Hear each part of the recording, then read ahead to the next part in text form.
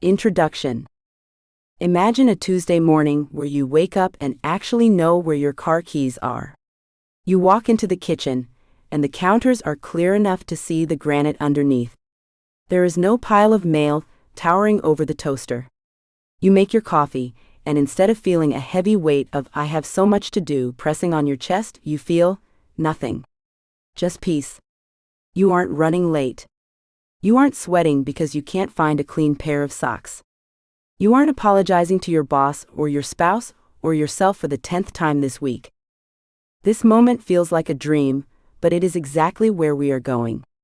Before we get there, we have to look at how the journey usually starts for people like us. In 1960, a man named Alexander Luria sat in a quiet office in Moscow, Russia. He was a scientist who studied how the brain works. He spent his days talking to people who had suffered head injuries. These people were smart. They could speak well. They could remember their childhoods. But they had a strange problem: they couldn't finish anything. If Luria asked a patient to make a sandwich, the person might get the bread out and then just stop. They weren't tired. They weren't lazy. They simply couldn't figure out what step came next. Their brains couldn't organize the pieces of a task into a finished result. Luria realized that the front part of the brain acts like a chief executive officer of a company. When that CEO is away from their desk, the whole office falls into chaos. He called these skills executive functions. For a long time, the world thought that being messy was a choice. They thought it was a sign that you didn't care or that you weren't trying hard enough. Luria's work proved the opposite. It showed that organization is a physical skill in the brain, like balance or eyesight. If your brain CEO is often taking a nap, no amount of trying harder will fix the mess. You need a different way to work. The Kitchen Island Vortex. Sarah Jenkins stood in her kitchen in Portland, Oregon, and she felt like she was drowning on dry land. Outside, the yellow school bus honked. It was a loud, impatient sound that made her heart jump into her throat. "Leo! Maya! Shoes on! Now!" she yelled, though she knew Leo's shoes were probably under the couch and Maya was currently obsessed with wearing her pajamas to preschool. Sarah wasn't looking for shoes, though. She was looking for the vortex. That was her name for the kitchen island. It was a massive pile of paper, craft supplies, half-eaten granola bars, and things she had bought at the store but never put away. Somewhere in that pile was Leo's permission slip for the zoo trip. If he didn't have it today, he couldn't go. Her hands moved fast, tossing aside a bill she hadn't opened, a broken crayon, and a flyer for a gym she joined 3 months ago but never visited. Her palms were sweaty. Her chest felt tight. This was the shame spiral starting up again. "Why am I like this?" she thought. "Why can't I just have a normal house? Other moms have folders.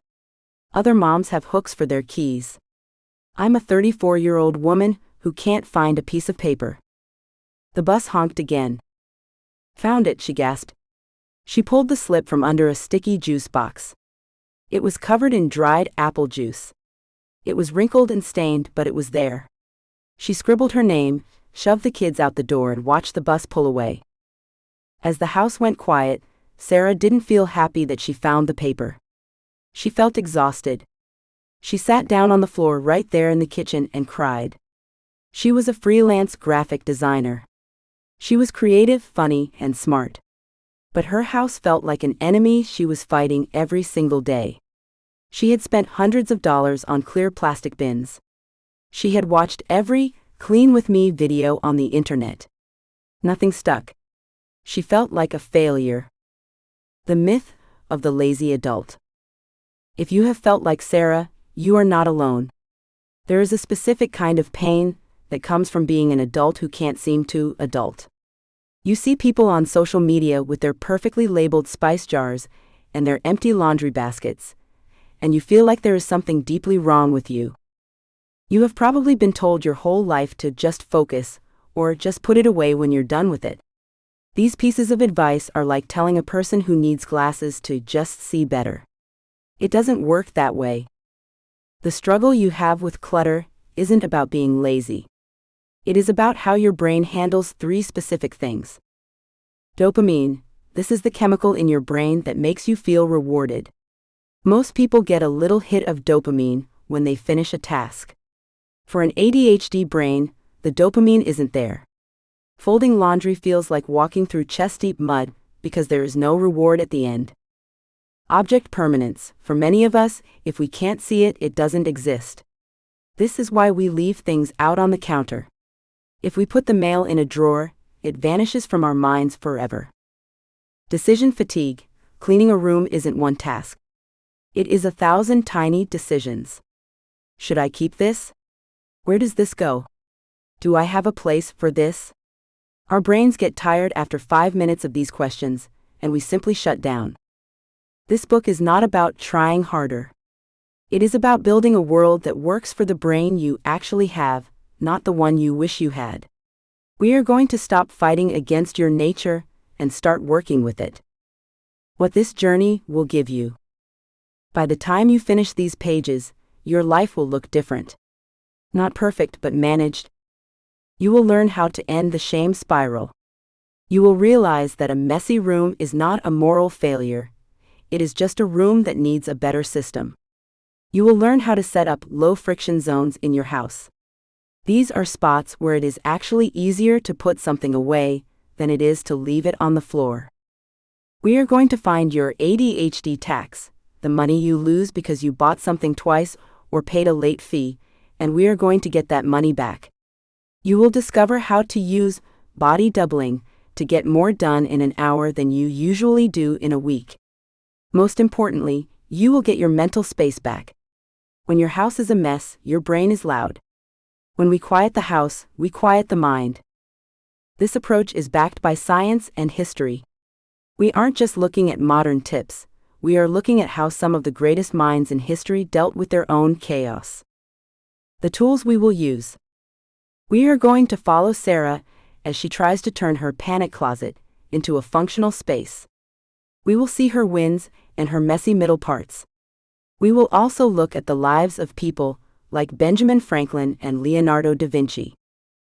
Benjamin Franklin was a genius who invented the lightning rod and helped start a country, but he had a secret. He was terrible at staying organized. He actually wrote down a list of 13 rules to live by, and order was the one he failed at the most. He eventually realized that he needed to build tools to help his brain, like special chairs and library systems. If a founding father struggled to keep his desk clean, you can give yourself a break too. Leonardo da Vinci was the same way. He was famous for starting huge paintings and then getting distracted by a new idea. He left dozens of projects unfinished. He didn't have focus, but he had a system of notebooks that acted like an external brain. He didn't try to change who he was, he just found a way to catch his ideas before they floated away. The path ahead. We are going to take this one step at a time. We aren't going to clean the whole house this weekend. That is a recipe for burnout. Instead, we are going to learn the science of the mess, why your brain sees a pile of clothes and feels actual physical pain. The 3 pillars, how to manage time blindness, out-of-sight syndrome, and the urge to start 10 things at once. The friction audit, how to find the snags in your house that make you want to give up. The 5-minute reset, a way to keep your home functional without spending your entire Saturday cleaning. Point of performance, why you should keep your socks in the living room if that's where you always put them on. You don't need more willpower. You don't need more clear bins. You need a home that is designed for a creative, fast-moving ADHD mind. Sarah is still sitting on her kitchen floor right now, looking at that sticky permission slip. She doesn't know it yet, but in a few months, that kitchen island will be clear. She will have a launch pad by the door that holds her keys and the kids' bags. She will stop apologizing for her life. She is ready to start. Are you? Let's begin. Chapter 1. Why does the brain crave chaos? Benjamin Franklin stared at the small, leather-bound notebook in his hand, his teeth clenched in frustration. It was 1726, and the young printer had decided to become a person of moral perfection. He didn't just want to be a good man, he wanted to be a flawless one. He had identified 13 virtues he believed were the keys to a successful life, things like temperance, silence, and industry. He had even drawn a grid for each week, planning to mark a small black spot every time he failed. He thought that if he could just keep the pages clean, his life would finally feel under control. But there was one virtue that refused to cooperate. He called it order. His rule for it was simple: let all your things have their places, let each part of your business have its time. To Franklin, this sounded like the most logical thing in the world. If you put your keys in the same spot every day, you would never lose them. If you followed a strict schedule, you would never be late. Yet as the weeks turned into months, Franklin's little book began to look like it had been splashed with ink. While he found it fairly easy to be temperate, eating and drinking less, or industrious, working hard, the order column was a graveyard of black marks. His printing shop was a disaster. His desk was buried under mountains of letters, pamphlets, and half-finished inventions. No matter how much he lectured himself, no matter how many times he promised to do better tomorrow, his brain seemed to treat order like a foreign language it simply couldn't speak. He was a man who could fly a kite in a lightning storm to prove a point about electricity. He could invent the lightning rod and the Franklin stove. He could help build a new nation. But he could not, for the life of him, remember where he put his spectacles. Franklin was discovering something that millions of people would struggle with centuries later. He was realizing that brilliance has absolutely nothing to do with the ability to put things away. He wasn't lazy, and he wasn't stupid. He was simply living with a brain that found the static world of organization incredibly boring. To a mind like Franklin's, and perhaps a mind like yours, the world is a series of fascinating puzzles. A clean shelf isn't a puzzle, it's a dead end. The weight of the kitchen island. Sarah Jenkins stood in her kitchen in Portland, Oregon, feeling a very modern version of Franklin's 18th century shame. It was 7:45 a.m. on a Tuesday. Outside, the yellow school bus let out a loud mechanical hiss as it pulled up to the curb. "Leo. Maya. Shoes on. Now?" Sarah yelled, her voice tight with the panic she felt every single morning. "I can't find my permission slip for the zoo," Leo shouted back from the hallway. "The teacher said if I don't have it today, I have to stay in the library." Sarah's heart started to pound against her ribs. She knew exactly where the slip was, or at least she knew which landmass it was on. She turned to the kitchen island. It was a massive slab of granite that was supposed to be for meal prep and family breakfasts. Instead, it had become a vortex. There were stacks of mail that hadn't been opened in weeks. There were half-broken crayons, a pile of Legos, a dry cleaning receipt from 3 months ago, and a sourdough starter that had long since died. Somewhere in that pile was a single piece of white paper. She began to dig. She moved a heavy catalog, then a pile of school newsletters. Her hands were shaking. She felt a familiar heat rising in her neck. Why can't I just be a normal mom, she thought. Normal moms have a folder for this. Normal moms don't have a kitchen that looks like a recycling bin exploded. She finally spotted a corner of white paper sticking out from under a half-empty bottle of vitamins. She yanked it out. It was the slip, but it was damp.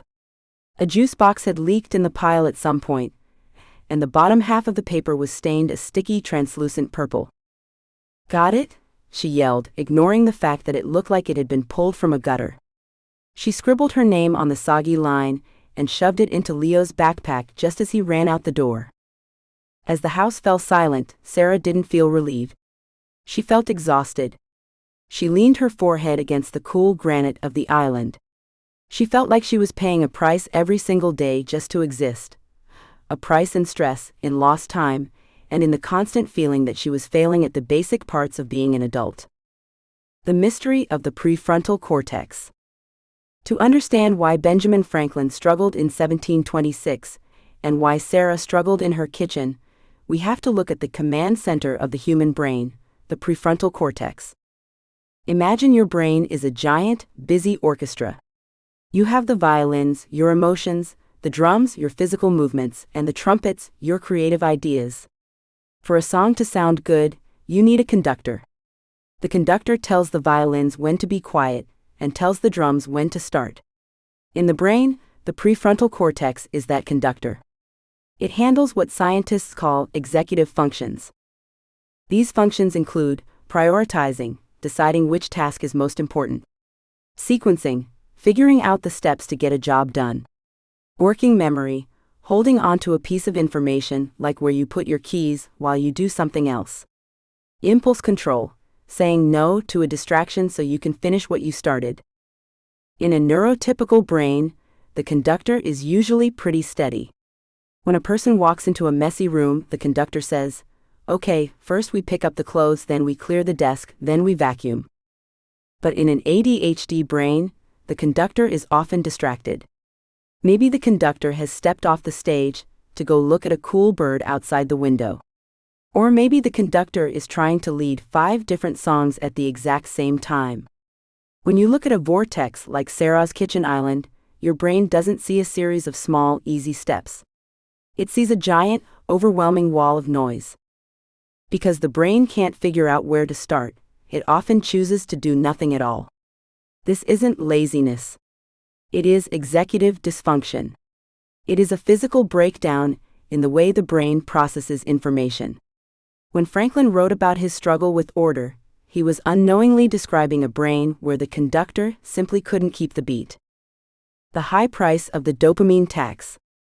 The reason the ADHD brain craves chaos, or at least creates it, is often tied to a chemical called dopamine. Think of dopamine as the brain's reward currency. Every time you do something that feels good, like eating a piece of chocolate or winning a game, your brain gives you a little squirt of dopamine. It says, "Good job? Let's do that again." Most people get a small, steady drip of dopamine from finishing boring tasks. When a neurotypical person hangs up their coat, they get a tiny click of satisfaction. Their brain rewards them for the order. But the ADHD brain is dopamine-starved. It doesn't get a reward for hanging up a coat. That task is too quiet, too boring, and too small. To an ADHD brain, hanging up a coat feels like trying to power a city with a single AA battery. There just isn't enough energy to make the conductor care. Instead, the ADHD brain hunts for big hits of dopamine. It loves new ideas, high-stakes crises, and creative projects. This leads to what we call the dopamine tax.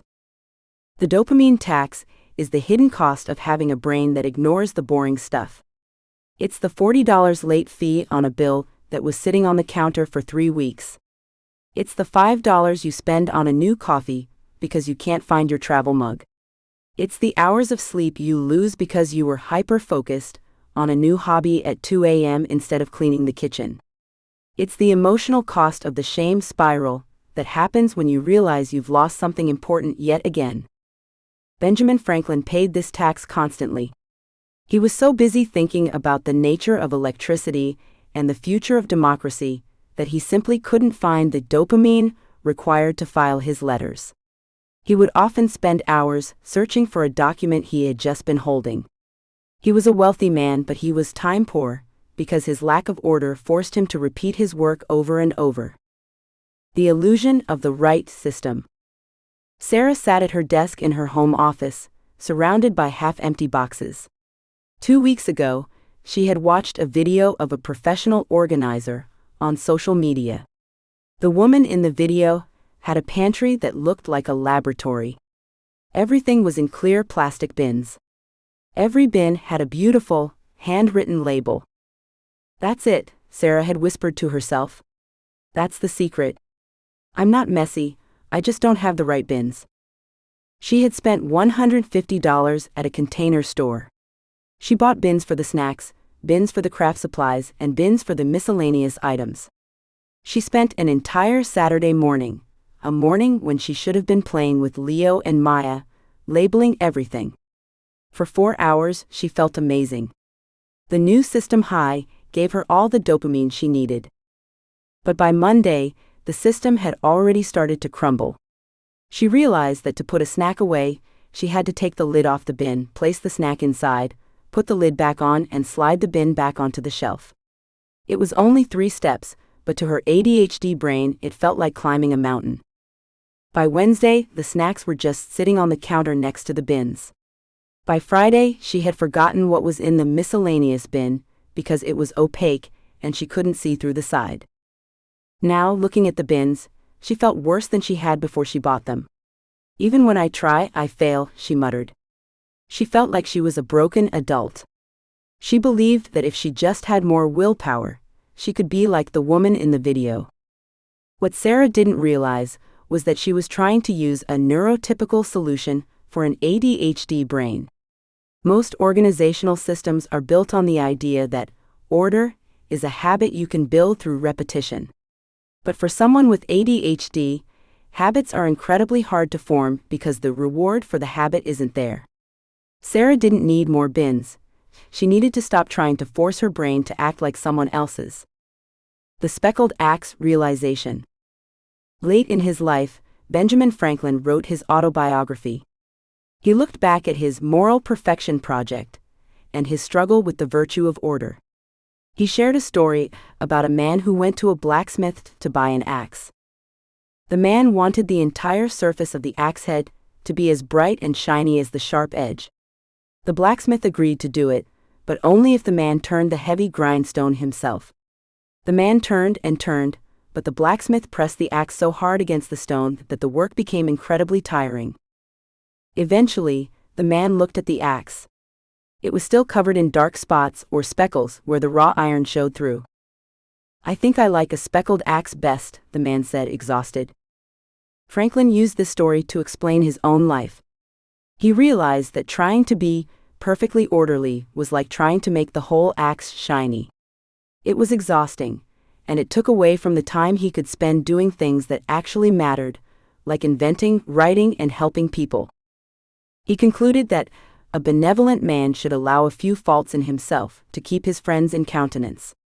In other words, he gave himself permission to be a little messy. He realized that his speckled life was actually quite successful. He stopped trying to be a person who never lost his keys, and started being a person who built systems to help him find them when they were lost. This was the turning point for Franklin. He stopped viewing his messiness as a moral failure. He started seeing it as a design problem. If he couldn't remember where things went, he would invent a chair that had a built-in library ladder. If he couldn't see his work, he would invent bifocals so he didn't have to keep switching glasses. Reframing the chaos. The first step in moving from messy to managed isn't buying a bin or clearing a counter. It is changing the way you talk to yourself when you look at the mess. If you have ADHD, your brain is not broken. It is simply specialized. You likely have a high level of empathy, a gift for seeing connections that others miss, and the ability to hyper-focus on things you find truly interesting. The clutter in your home is not a sign that you are lazy.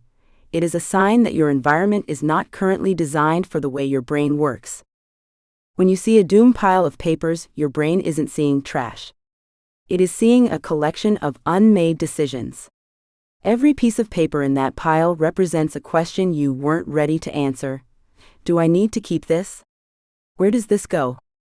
Does this require an action? Because the ADHD brain struggles with decision fatigue, it simply parks the items in a pile. The pile isn't the problem. The lack of a low-friction way to make those decisions is the problem. Sarah's kitchen island wasn't a sign that she was a bad mother. It was a sign that her post-performance system was failing. She was bringing things into the house, but there was too much friction involved in putting them away. Think of friction like sand in the gears of a machine. If you have to open a closet, find a folder and hole punch a paper just to file a school slip, there is too much friction. An ADHD brain will almost always choose the path of least resistance, which means the paper ends up on the island. To fix the chaos, we don't need to change who you are. We need to lower the friction. The quiet landing. As the sun began to set over Sarah's house in Portland, she did something she hadn't done in a long time. She stopped trying to clean the kitchen island. Instead, she just stood there and looked at it without judging herself. She thought about the permission slip. She thought about the juice stain. She realized that the reason she felt so bad wasn't actually the mess itself. It was the story she was telling herself about the mess. She was telling herself that the vortex meant she didn't care about her family. But as she looked closer, she saw the dead sourdough starter. She remembered how excited she had been to bake bread for her kids. She saw the half-broken crayons and remembered the hours she had spent drawing monsters with Maya. The mess wasn't evidence of a failed life. It was the soot left behind by a very busy, very creative, and very loving life. Like Benjamin Franklin and his speckled axe, Sarah was starting to realize that she might never have a home that looked like a magazine cover. Her order column might always have a few black marks in it. And that was okay. The goal wasn't to become a different person. The goal was to build a world where she could find the permission slip without the panic attack. She didn't need to be perfect. She just needed to be managed. She took a deep breath, picked up the dead sourdough jar, and put it in the dishwasher. It was one small move. There was no new system high, and there was no professional organizer cheering her on. There was just a woman, a kitchen, and the beginning of a new way of thinking. The chaos wasn't the enemy. The shame was. And once she let go of the shame, she could finally see the path forward. Chapter 2. 3 Pillars of the ADHD Mind.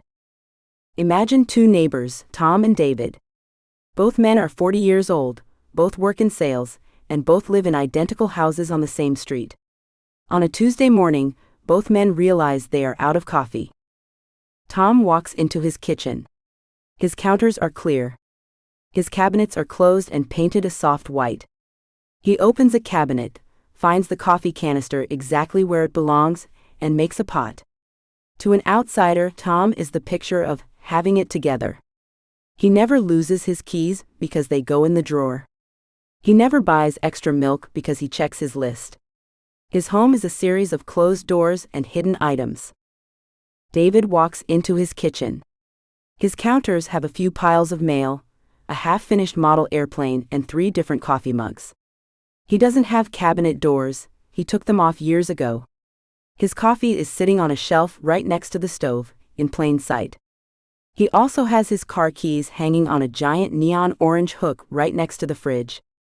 David's house looks busy to a visitor, but he finds his coffee in 5 seconds. The difference between Tom and David isn't that one is good, and the other is lazy. The difference is that Tom's brain handles hidden information easily, while David's brain requires visual cues to function.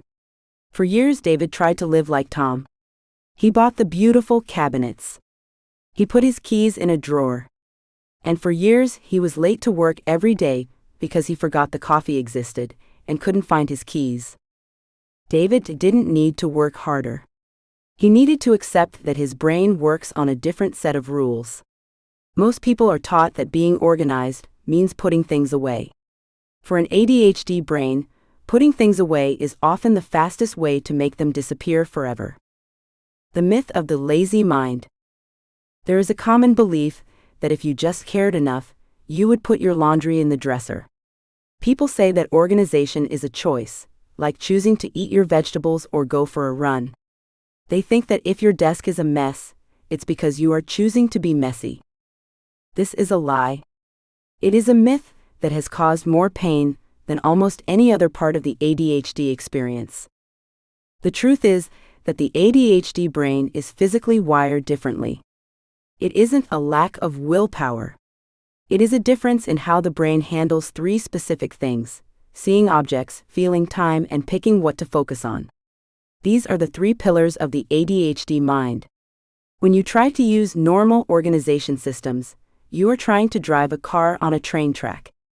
It doesn't matter how hard you push the gas, the wheels aren't meant for the terrain. In the late 1400s, a man named Leonardo da Vinci was struggling with these exact same pillars. We know him as one of the greatest geniuses in history. He painted the Mona Lisa. He designed flying machines. He studied the human heart. But to the people who hired him, Leonardo was often a nightmare. He was famous for starting massive projects and never finishing them.